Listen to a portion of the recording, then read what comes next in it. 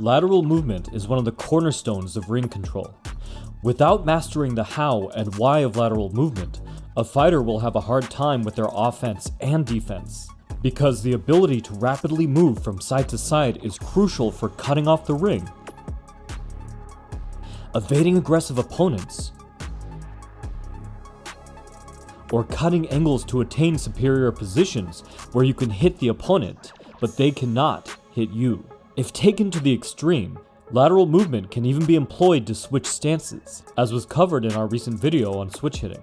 These are the tactics the masters use to dominate the competition, but the exact footwork techniques they utilize to pull these strategies off is rarely talked about. We're going to take a close look at that now, breaking down the powerful sequences that the greatest fighters to ever live used to walk all over their competition.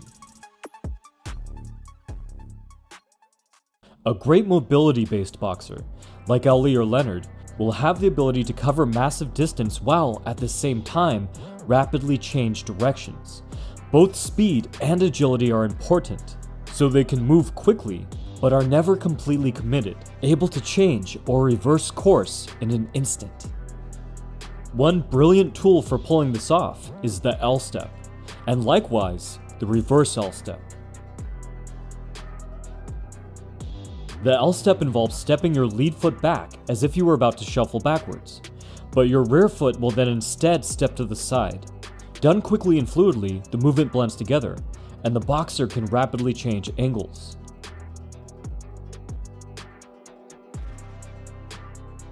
The reverse L step begins the same way, but the lead foot then moves for a second time, stepping out to the other side. One reason these techniques work so well is that they can easily blend in with other kinds of footwork. For instance, a fighter can use pendulum steps to move linearly, then seamlessly transition into an L step to change to lateral movement, side to side.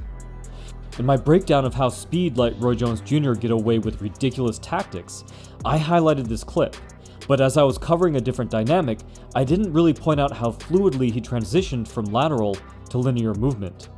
There is zero pausing. Each movement blends directly into the other, and that's why it was such an effective trap. There was no giveaway at all to the fact Jones was about to change direction, so when he did, he got these results.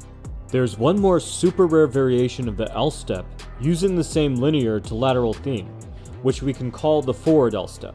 Now here you step your rear leg forward to square up your stance, your feet near even, and then push off to either direction. The half shift forward is usually performed off of a cross, and you could either exit out the side or use the new angle to renew your attack. Check out a young Floyd Mayweather to see this move in action.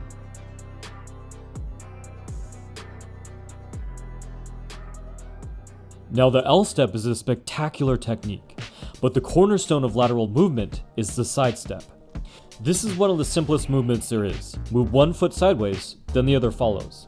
However, there are specific techniques that you can chain off of side steps, and learning these will massively up your game. One major tactic is a rebound. You step left, but then push off and instead go right, or vice versa. Rebounds are crucial. They're basically a rhythm break on the half beat, since you change course midway through the motion. Now sidestepping will square you up, and you could push this into the extreme to go into a pretty much neutral stance with your feet nearly even. From there you can do a lot of fun stuff, like shuffle sideways, known as a lateral shuffle, and the same rebound trick can be applied here to a much greater degree, moving back and forth to trick the opponent into swatting at air. Because this foot position leaves you so open, head movement is advised. One of the only ways to counteract this tactic is to sidestep yourself and keep the opponent blocked off from escaping the ropes.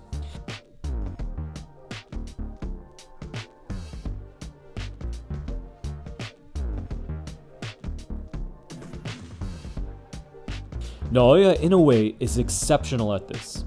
By reading his opponent, he could corral them and keep them there, until he's ready to go in for the kill.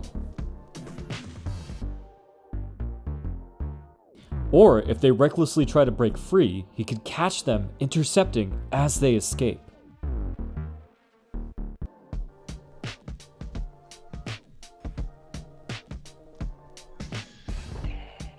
In this case, you often end up with a more powerful strike, because your opponent is moving into the blow. Now, squaring yourself up like this can definitely help lateral movement, but there are times when you want to keep a narrow sideways stance instead. Squared up stances are great for combinations, but they leave a fighter wide open. A narrow stance keeps you blocked off and able to land your lead hand from long range. This is great for sticking and moving, but with such a narrow stance, how do you manage the moving part? This is where the cross step comes in, where a talented fighter can break one of the fundamental rules of boxing and cross their feet.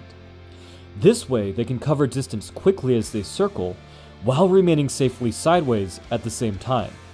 Both Sugar Ray Leonard and his namesake, Sugar Ray Robinson, were masters at this tactic. Muhammad Ali could hop off the motion as he jabbed for even more distance, as well as throw crosses with his feet crossed.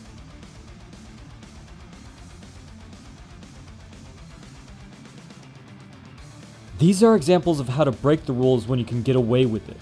Keep in mind that cross-stepping is already breaking the rules to start with, so exercise caution. Just like with side steps, you can actually rebound off of cross steps. Simply switch your feet and push off to rebound in the other direction. Again, this is a great tactic to disrupt the opponent if they overcommit to chasing you. So now that you know why to use lateral movement and some great tricks for it, you can start thinking a little deeper. Ask yourself, when do you want to move laterally in a narrow, closed-off stance, and when do you want to use an open, squared-up stance? Just as importantly, when do you switch between them? A pivot back to a narrow stance, or sidestep or L-step to a squared-up stance at the right moment can be incredibly useful. Also, don't limit yourself to one change per sequence. Leonard would change direction 2 or 3 times with a couple feints for good measure. Think of making a zigzag pattern across the floor. Study his second fight with Duran, or you can even study basketball plays for inspiration. Once you understand all the fundamentals and have tools to merge them together, that's when the bigger picture really starts to make sense, and you start to find your own way of doing things. From the Modern Martial Artist, this has been David Christian, wishing you happy training.